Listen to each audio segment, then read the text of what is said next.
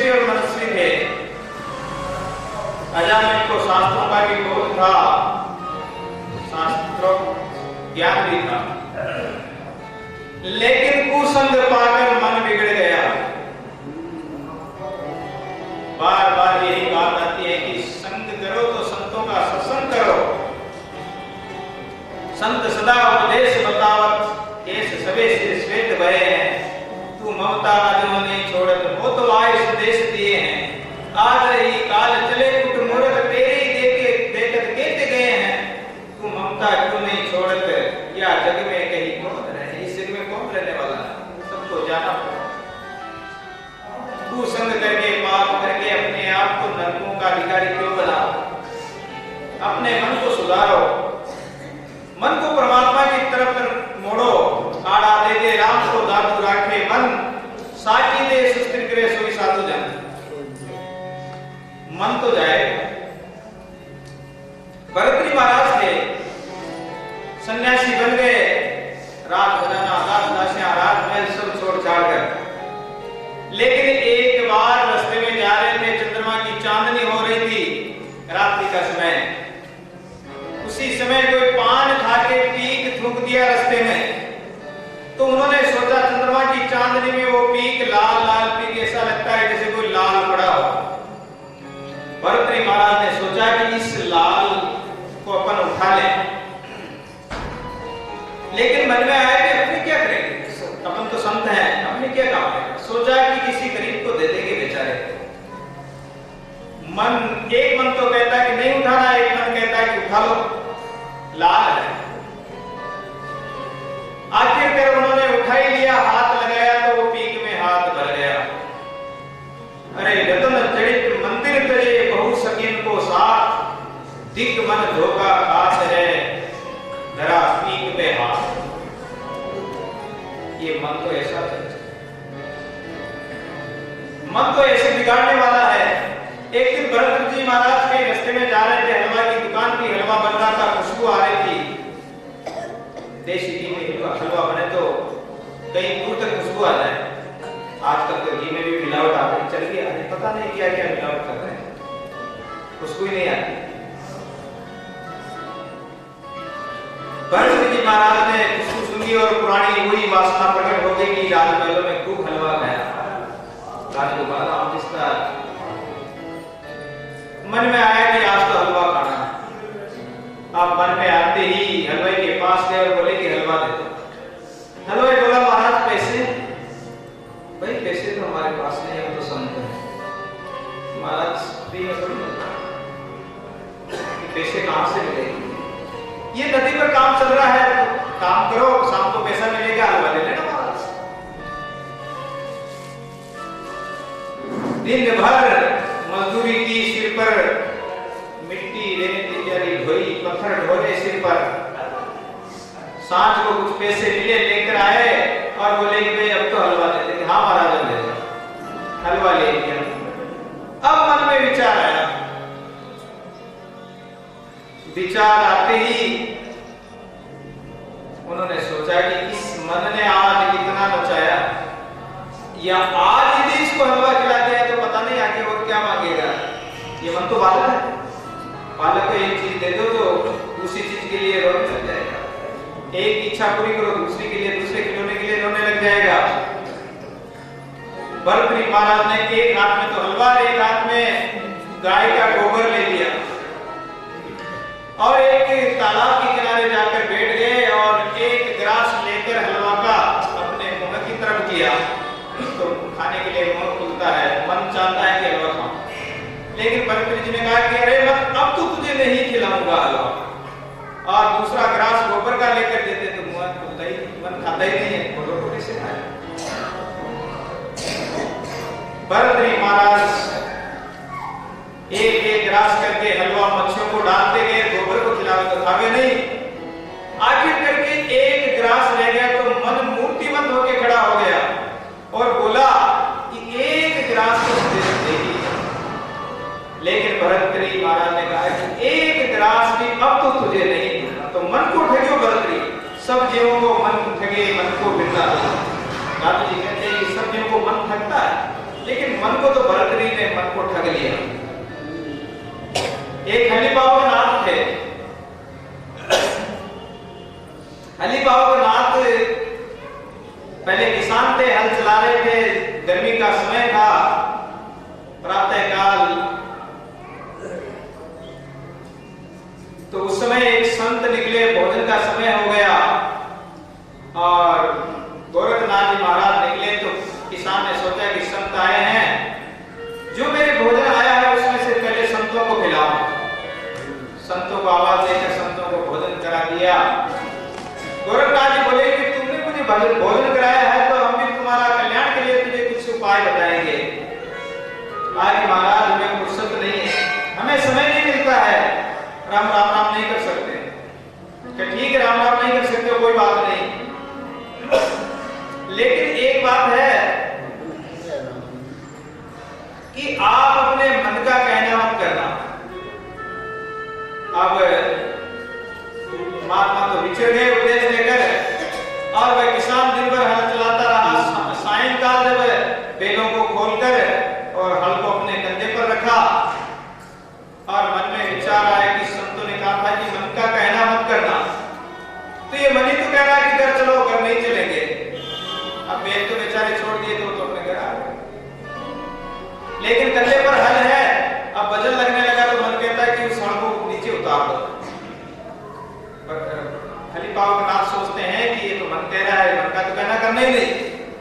जो जो मन कहे वो मना करते गए, टालते गए और उन्होंने हल को नीचे भी नहीं पटका। मन कहता है कि नीचे बैठ जाओ, क्यों बैठ जाए। आखिर उन्होंने मन को जीत लिया। मन हार खाकर चरणों में गिर गया कि अब तुम्हारी मर्जी है, जो समाधि लग गई। कई साल बीत गए, गोरखनाथ जी उधर होके निकले, 3 बार आदेश आदेश आदेश की आवाज लगाई।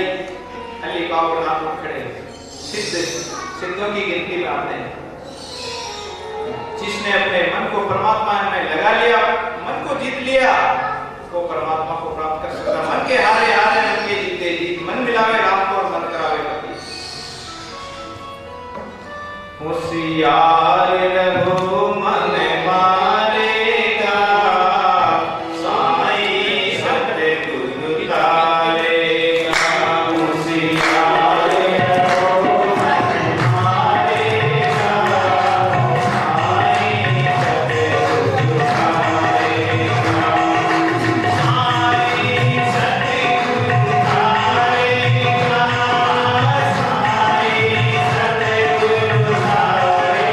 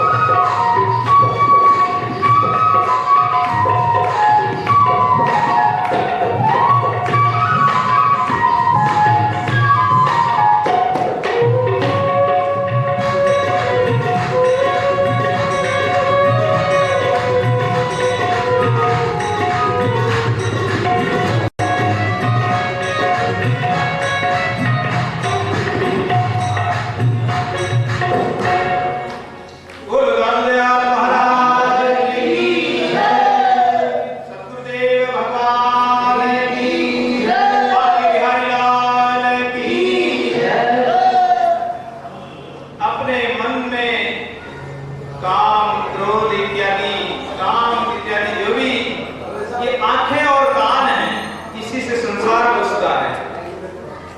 कानों से गंदा संगीत सुनोगे तो कानों से मन में काम का प्रवेश हो जाएगा। संत दादू जी महाराज अपने धाम नरेना में जा रहे थे। उस समय एक बखना नाम के संत थे और उन्होंने होली के समय में गंदे गंदे गीत गाते हुए देखा दादू जी ने। तो दादू जी ने कहा कि अरे भाई, परमात्मा ने तुम्हें इतना सुंदर मधुर कंठ दिया है, इस मधुर कंठ से तो परमात्मा का यश गान करना चाहिए।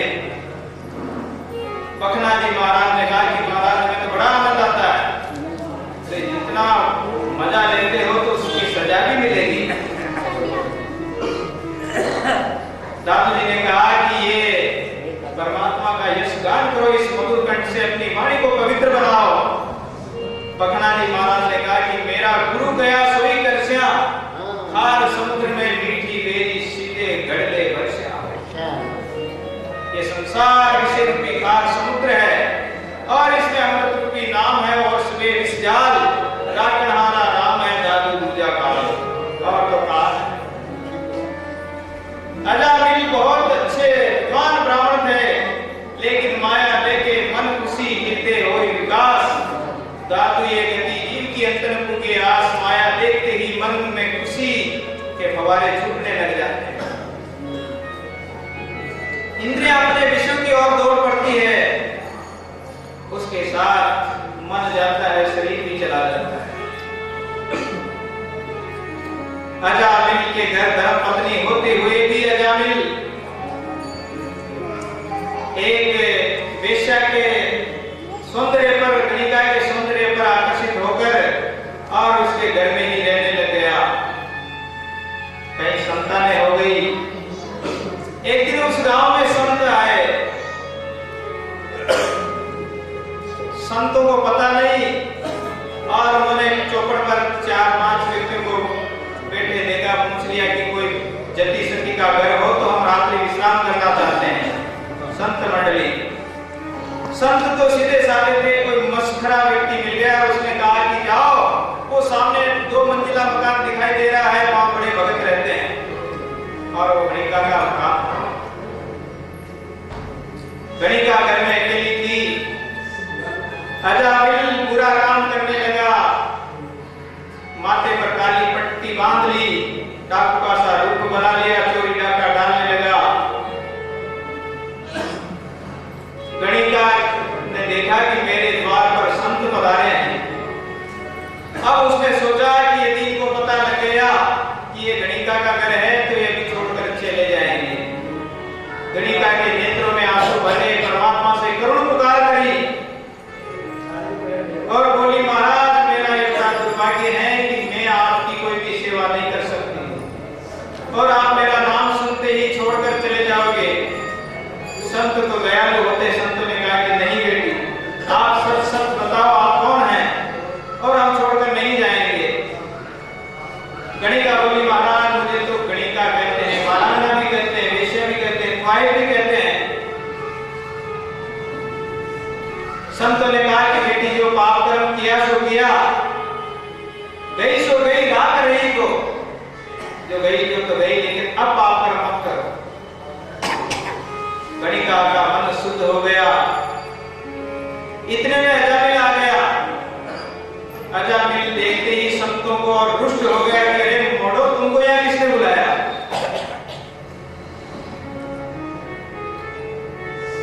संत कुछ नहीं बोले। इतने में गणिका बोली कि संत अपने द्वार पर आए और आप संतों को डांट रहे हो, संतों को प्रणाम करो। अब अजामिल की तो चुप्पी हो गई, क्योंकि चाबी तो घरवाले के पास थी। अजामिल चुप। अगर तुम कहती हो तो 2-4 दिन रख लो, कोई बात नहीं, संतों की सेवा करो। एक रात संत रुके।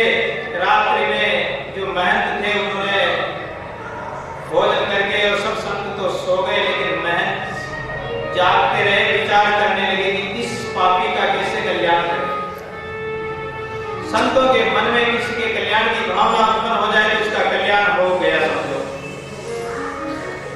संत भगवान से प्रार्थना करने लगे, मन ही मन भगवान की प्रेरणा हुई और कहा प्रातःकाल कि तुम्हारे जो पुत्र होने वाला उसका नाम नारायण रखना। आजकल तो न जाने कैसे कैसे नाम रखते हैं अपने संतान का, लेकिन उन्होंने संतों ने कहा कि अरे भगवान के नाम पर नाम रखो, जो मरते समय भी परमात्मा का नाम याद आएगा और बार बार भगवान का नाम लेते रहोगे, सुमरण होता रहेगा। जब तो कहा है कि चाहे दुष्ट भाव से, प्रेम भाव से, किसी भी प्रकार से परमात्मा का नाम, तुलसी ताके पग तरी मेरे तन को चाट, जाके मुंह से धोखे हूं निश्चित राम। जिनके मुंह से धोखे से भी राम नाम निकल जाए तो उनके चरणों की मेरे तन की पत्तरी पनही जुतियां बना दे, मैं उनको पहना। अजामिल को कहा, अजामिल ने मान लिया। अब उनके पुत्र नारायण हो गया। धीरे धीरे अजामिल की अवस्था बढ़ने लगी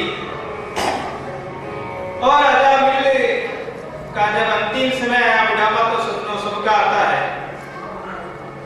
मात पिता युति सुत बांधो आए मिलो इनसे संबंधा, कर्म करे तिनके हित भार धरे नित आपुन कंदा,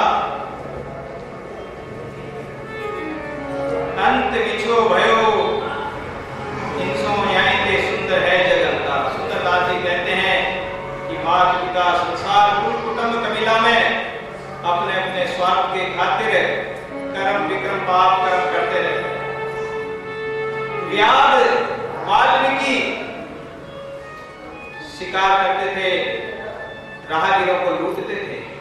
सप्तऋषि आगे उनको भी लूटना चाहते, उन्होंने कहा कि तुम ये लूटते हो, पाप करते हो, तो इस पाप के बदले में इस पाप को घटाने वाला तुम्हारे घर में कोई है कि मैं उनको खिलाता हूं तो क्यों नहीं बताएंगे? जाकर पूछ के आओ। ऋषियों को पेड़ों के बांध गया, फिर जाकर पूछा कि मैं जो कमा कर लाता हूं पाप कर्म करके, हिंसा करके, तो क्या इस पाप में तुम भागीदार होंगे? घर वाले सब मना कर दिया कि हम इसमें भागीदार नहीं होंगे। पाप क्यों करते हो? अच्छा कर्म करो, सच्चाई से कमाई करके लाओ, ईमानदारी से।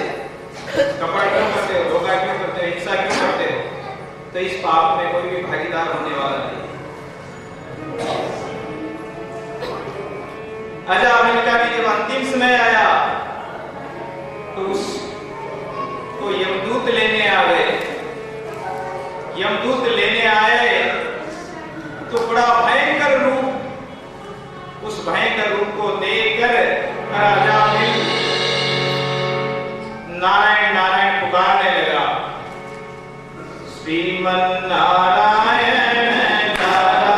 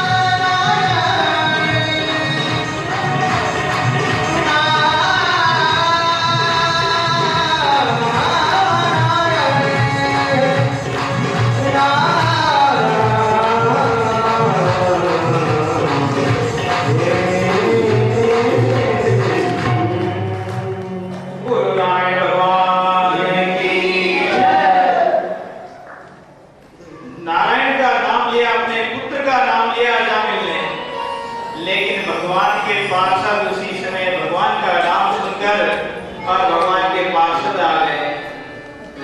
यम के दूत लेने आए हैं उस जीव को, पापी अजामिल को, लेकिन नारायण के पार्षद आ गए और उन यम के दूतों के फांसी इत्यादि जो उनके साधन थे उन सबको छीन लिया, उनको मारकर भगा दिया। जो यम के दूत बोले कि आप कौन है? यम तो नारायण के पार्षद है। यमदूत बोले कि ये पापी है, हम इसको नरक में ले जाएंगे, यमराज के द्वार पर ले जाएंगे। पार्षद बोले कि इसने नारायण का नाम लिया। यमदूत बोले कि इसने तो अपने पुत्र का नाम लिया, भगवान का नाम नहीं लिया। पार्षद बोले कि चाहे किसी भी प्रकार प्रेम भाव से, द्वेष भाव से, किसी भी प्रकार भगवान का नाम लो, परमात्मा तो उसी को सुन लेता है, उसी को स्वीकार कर लेता है। उसके लिए चिंता किस बात की? परमात्मा तो भाव को स्वीकार करता है। द्वेष भाव भजो कंस, सेयो प्रिय भाव अक्रूर, और मित्र भाव सुदामा, शत्रु शिशुपाल कयो। शत्रु भाव से शिशुपाल ने, कंस ने, रावण ने दुष्ट भाव से ही बचा था भगवान को, कारण कि वो रात दिन चिंतन करते थे। दुष्ट भाव से भी कि अरे वो कन्हैया ने मार दे, वो काला कपड़ा मुझे न मार दे। कंस को रात दिन डर रहता था। रावण ने भी कहा कि वो तपस्वी कहीं नारायण का अवतार तो नहीं है। तो उन्होंने दुष्ट भाव से स्वामी भाव कुबरी और सेवक भाव सांदीपनी, परम परमात्मा भाव उद्धव अगायो है। मुदित मुकुंद वसुदेव ध्यायो पुत्र भाव, अगा वक्ता खल भाव गोविंद सतायो। ये सब परम की गए हरि मन लाय, भाव दुर्भाव भेद कृत्य ना गनायो है। भाव की प्रधानता होती है, भाव से भगवान के भोग लगाते हैं, भाव से भगवान चिंतते हैं, भाव से परमात्मा प्रकट हो जाता है। नपो वस्तु में नहीं, नपो भाव में होई, और भाव बिहुना बाणिया बेटा कुंजी हो। वस्तु तो एक ही है, लेकिन जब भाव आ जाता है तो उसकी कीमत बढ़ जाती है, और भाव बढ़ जाता है। वस्तु तो वही है, लेकिन उसकी कीमत घट जाती है। वस्तु में थोड़ी ना भाव में। तो जो भाव होगा वो भाव ही प्रकट होगा, परमात्मा दर्शन देगा। सुखदेव जी ने फिर दक्ष प्रजापति का प्रसंग सुनाया। उनके 11,000 पुत्रों को नारद जी ने व्यक्त बना दिया कि अरे भाई जाओ तुम संन्यास लेकर परमात्मा का भजन करो, तुम्हें जीवन परमात्मा के भजन के लिए मिला है। वायो है मानो सिद्धे है वो सर बनो है आय, ऐसे है वीर वीर कहो कहाँ पाए। भूलन है भावरे तो करनी सया हो, रतन कहो सो तो खाने को ठहराइए। समझ विचार कर जननी को संग क्या, जगमग देख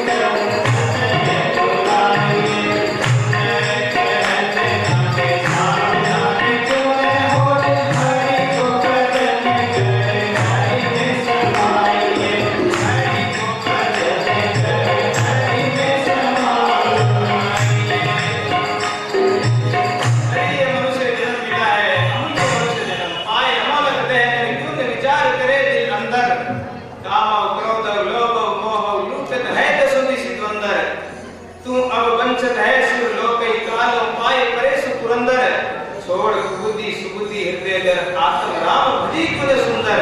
सुंदरदास जी कहते हैं कि अपने आत्म स्वरूप परमात्मा का भजन क्यों नहीं करते? बार बार तन नहीं रे बावरे, बार बार तन नहीं रे बावरे, काय को बात कहावे, काय को बात कहावे। जिन सत्कार कछु नहीं आवे, जिन सत्कार कछु नहीं आवे, कहाँ को पावे।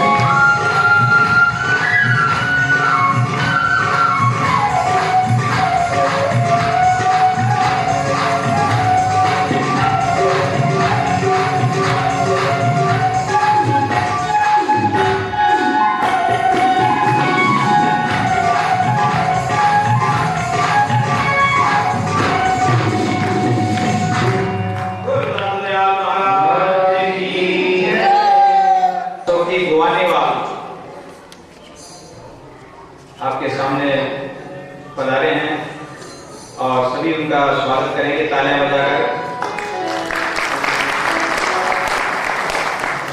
बोलो भाई बिहारी लाल की। बार बार तन नहीं बावरे ताकि को बात गमावे। ये मनुष्य जन्म बार बार मिलने वाला है। बार बार ये तन नहीं नर नारायण जय साधु भवन पाए जन्म अमोल किए। जब 11,000 पुत्रों को नारद जी महाराज ने सन्यासी बना दिया तो दक्ष प्रजापति ने 1,000 पुत्र और उत्पन्न किए। उनको भी नारद जी ने कहा कि तुम अपने भाइयों की तरफ जाओगे या संसार की तरफ जाओगे। तो उन्होंने कहा कि हम हमारे पूर्वजों की तरफ, हमारे भाइयों की तरफ ही जाएंगे, उन्हीं का मार्ग अपनाएंगे। और वो सभी 1,000 भी सन्यासी बन गए। 11,000 संतान को नारद जी ने सन्यासी बना दिया। दक्ष ने श्राप दिया कि जाओ नारद, तुम एक जगह एक गाय दूधी जाती, उससे ज्यादा समय नहीं ठहर पाओगे। तो नारद जी बस घूमते ही रहते हैं। देवता लोगों ने सभा में गुरु का अपमान किया। बृहस्पति जी रूठ कर चले गए। इंद्र ने दूसरा गुरु बनाया विश्व रूप को। इंद्र के हाथों से मारे जाने से उन्हें बड़ा भारी पाप लगा। उस ब्रह्म हत्या को 4 जगह बांट दिया गया। तुष्टा मुनि ने मंत्र शक्ति से दूसरा पुत्र उत्पन्न किया, वृत्तासुर। इंद्र को मारने वृत्तासुर आया। इंद्र ने प्रभु भक्त दधीचि ऋषि की हड्डियों से और वज्र बनाकर उस वृत्तासुर का उद्धार कर दिया। परीक्षित ने पूछा कि महाराज, ऐसा महान भक्त होते हुए भी वृत्तासुर को राक्षस योनि में क्यों जन्म लेना पड़ा? उसका क्या वृत्तांत है? सुखदेव जी कहते हैं कि एक बार राजन, वृत्तासुर पूर्व जन्म में चित्रकेतु नाम का राजा था। उसके 1 करोड़ रानियां थी और उस चित्रकेतु के कोई संतान नहीं थी। इंदिरा ऋषि की कृपा से संतान हुई। संतान होने के बाद चित्रकेतु के जो 1 करोड़ रानियां थी, जिस रानी के संतान हुई तो दूसरी रानी ने सोचा कि राजा का प्रेम तो इसके प्रति ज्यादा है। उन्होंने अपने स्तनों पर विष लगाकर और बच्चे को दूध पिलाकर, विष जहर में दूध पिलाकर मार दिया। जब राजा को पता लगा तो राजा चित्रकेतु सिंहासन से ही बेहोश होकर गिर पड़ा। नारद जी आ गए, इंदिरा ऋषि आ गए, बोले कि हमने तो पहले ही कहा था संतान सुख तुम्हारे भाग्य में नहीं है। और संतान से किसने सुख पाया है? संसार में तो सुख है ही नहीं। बालू के रेत को, बालू को कितना ही पहन दो उसमें तेल नहीं निकल सकता है। पानी माई घी निसरे तो रुका खाए न कोई। अगर पानी में घी निकल जाए तो रुका कौन खाएगा? तुलसीदास जी कहते हैं कि बालू में, रेत में अगर तेल निकल जाए है संभव। तो भक्ति के बिना, साधना के बिना संसार में तो सुख है नहीं। परमात्मा में ही आनंद, सुख साइंस और सभी दुख। साधु तो सदैव आनंद में रहते हैं। कोई तन से दुखी, कोई मन से दुखी, कोई धन भी न रहे तो उदास। सुखी तो एक राम के दास ही है।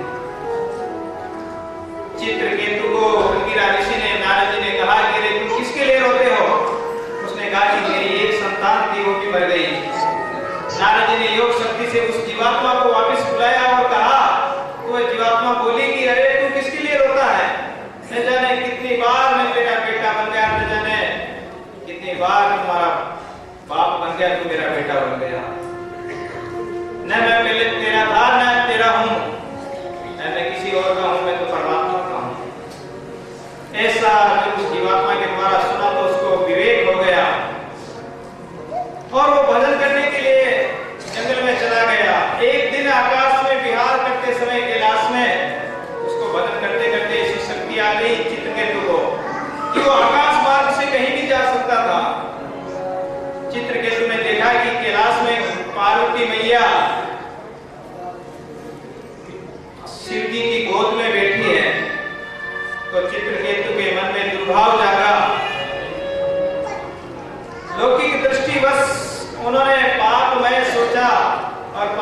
उसे राक्षसों ने का श्राप दे दिया। पार्वती जी के श्राप के कारण वृत्तासुर के रूप में जन्मा। आदरणीय सुखदेव जी महाराज कहते हैं कि 49 प्रकार के गुणों की उत्पत्ति का वर्णन परीक्षित महाराज को सुनाया। परीक्षित ने एक प्रश्न आचार्य सुखदेव जी से किया कि महाराज एक बात समझ में नहीं आती है, मैं कोई तर्क नहीं कर रहा हूं, लेकिन परमात्मा की दृष्टि तो समान होनी चाहिए। समदर्शी प्रभु नाम तुम्हारो, प्रभु मोरे अवगुण चित्तन धरो।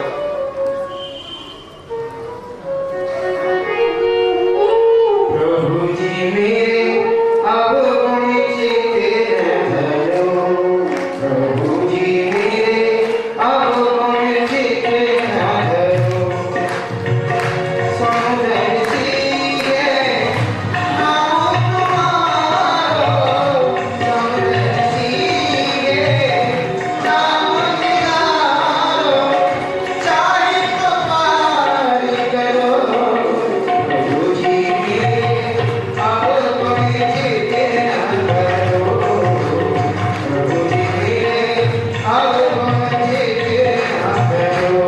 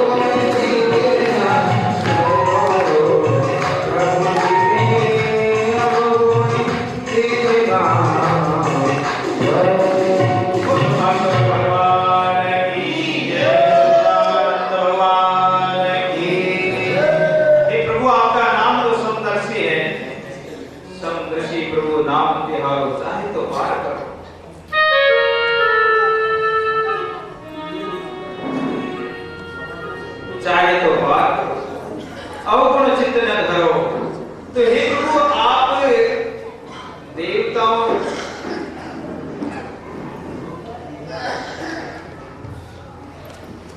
परमात्मा की दृष्टि तो एक जैसी होनी चाहिए। देवता भी उनके पुत्र, राक्षस भी उनकी संतान है, दुष्ट भी उनका पुत्र है तो भक्त भी उनका पुत्र है।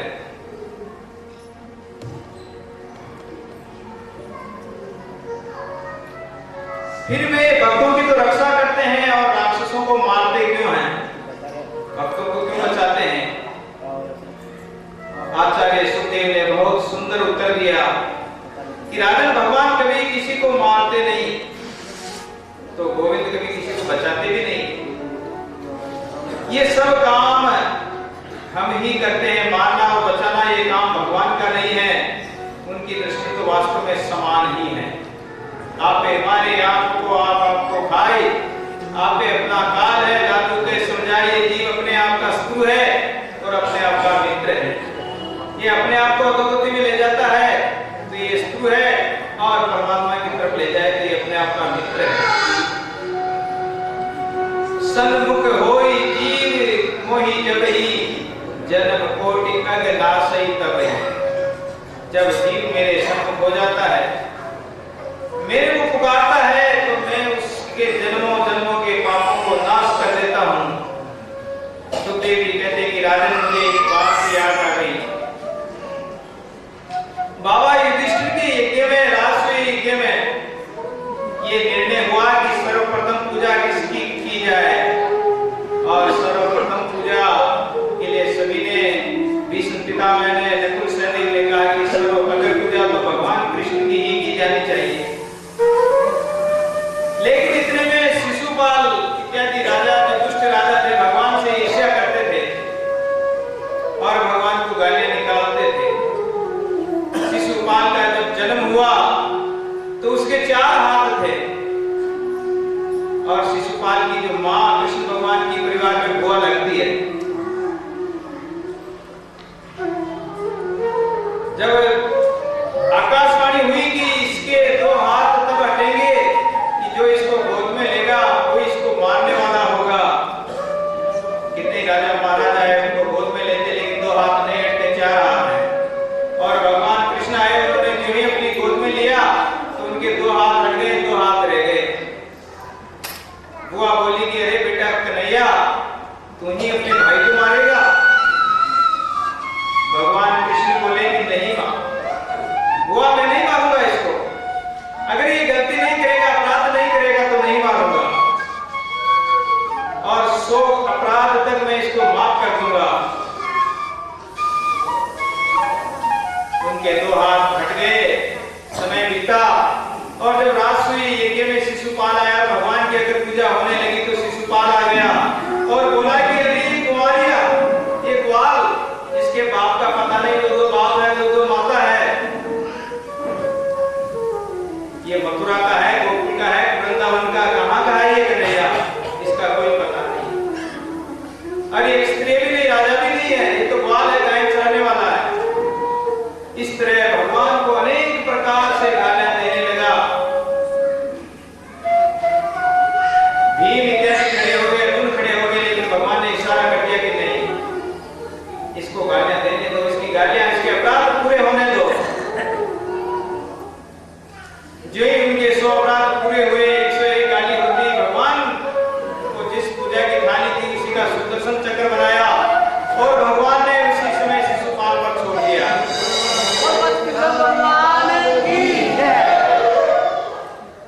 शिशुपाल का शीश कट गया, उनकी ज्योति निकलकर कन्हैया के चरणों में लीन हो गई। भगवान ने उनको साइडीय मुक्ति दी थी, मारा तो है लेकिन उनको मुक्त कर दिया। सालों के संगति रहे सामी पे सन्मुख जोई, सालों पे सारी के भया साइडीय के होई। 4 प्रकार की मुक्ति बताई गई है। सालों के, जैसे कोई राजा का लोक होता, राजा राजदरबार होता, उसके राजधानी में रहने वाले सालों के हैं, उसके लोक में रहने वाले। जैसे राजधानी दिल्ली है, इसमें रह रहे हैं तो एक ये सालों के हो गया। लेकिन राष्ट्रपति के दर्शन आपको हमेशा नहीं हो सकते। रहते तो दिल्ली में, उसके लोक में तो रहते हो, लेकिन परमात्मा के दर्शन आपको नहीं होंगे। वो सालों की मुक्ति है, परमात्मा के लोक में रहोगे। सालों के संगति रहे सामीप्य सन्मुख जोई। और जो अंगरक्षक होता है वो रात दिन ही उनके दर्शन करता है। राष्ट्रपति का कोई अंगरक्षक होगा तो रात दिन उसके पास ही रहता है। ऐसे ही परमात्मा के साथ रहते हैं, वो सामीप्य मुक्ति हो गई।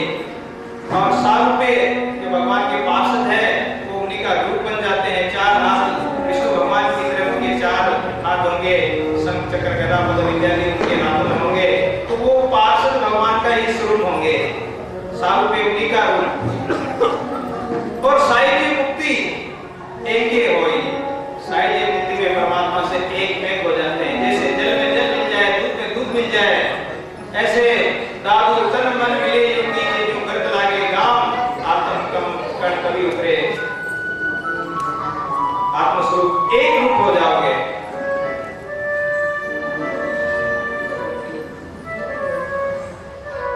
शिशुपाल की ज्योति परमात्मा के चरणों में समा गई और इस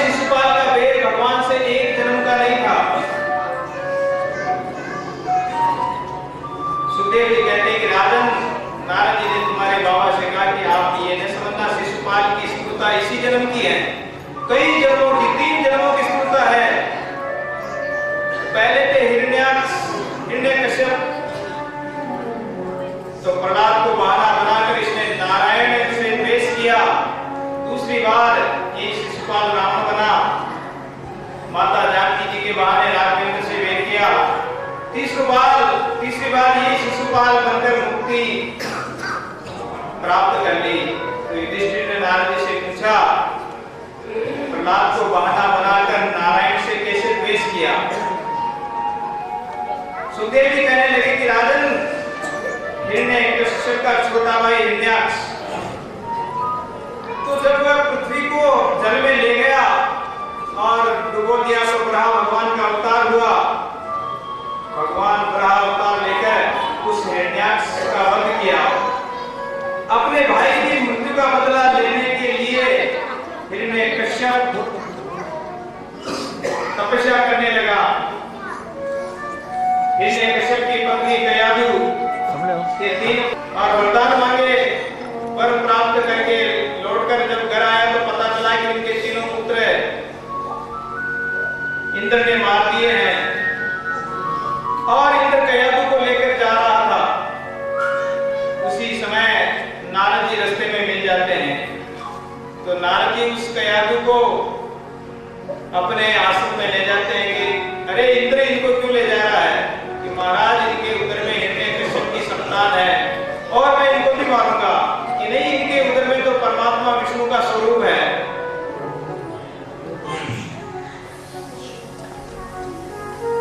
गोविंद से मिलने के लिए जिसको लगन लग जाए, जिसकी लगन परमात्मा से लग जाए, विवाह कब होता है? जब लगन आएगी, लगन आएगी, लगन होगी तो विवाह होगा, परमात्मा पिया से मिलन होगा, मन में तड़पन होगी, परमात्मा के प्रति तड़प होनी चाहिए। Hare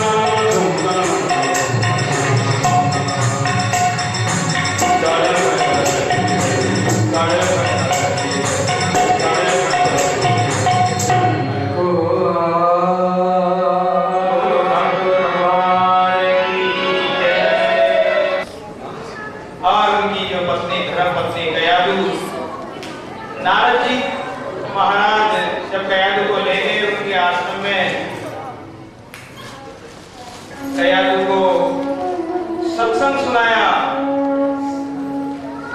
शिशु जब गर्भस्थ होता है और कहते हैं कि 6-7 महीने की अवस्था बाद में माताएं यदि सत्संग करे, गीता पाठ करे और सत्संग सुने, भजन करे, स्मरण करे, तो उस बालक पर उसका असर होता है, प्रभाव पड़ता है। और प्रहलाद जी महाराज ने गर्भ में ही नारद जी का ज्ञान सुन लिया, परमात्मा का ज्ञान सुन लिया, परमात्मा को पहचान लिया। प्रहलाद जी का जन्म हुआ, गुरुकुल में उनको पढ़ने के लिए भेजा गया। तो आचार्य संड और अमर ये शुक्राचार्य के पुत्र थे। ये इनको पढ़ाते थे।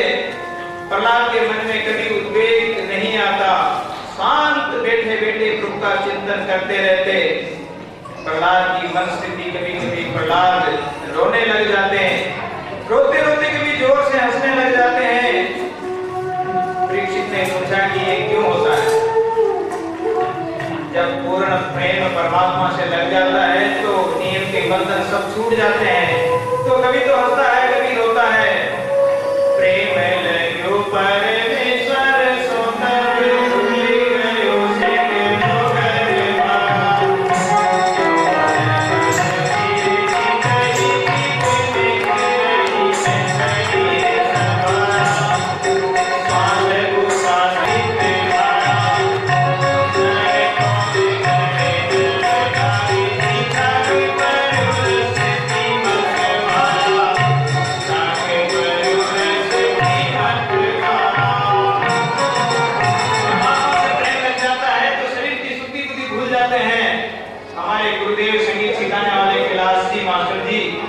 भजन सुनाएंगे कि गृहिणी को श्रृंगार न भावे। अरे गृहिणी संतात्मा सुंदरी उसको, जिसको परमात्मा की तर्पण हो, परमात्मा की प्यास हो, उसको